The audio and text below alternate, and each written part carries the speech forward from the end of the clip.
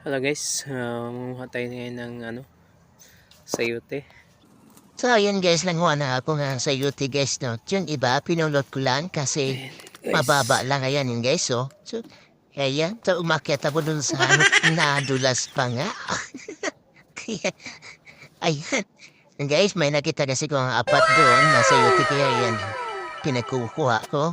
At yan na nga, bumaba ako dyan guys. At pagkatapos ay pumunta ako sa punuan, ayan, nanungkit na ako dyan guys. Design dami kong nakita dyan sa UT na malalaki. Ayan guys, oh. Siguro na sa mga 10 at ayan na nga. Lumipat ako ng kabilang puno. Ay, daldala ko yung kitimba. At yan guys, nanungkit na naman ako ulit kasi may nakita ko dito. Ang dami sa punong ito.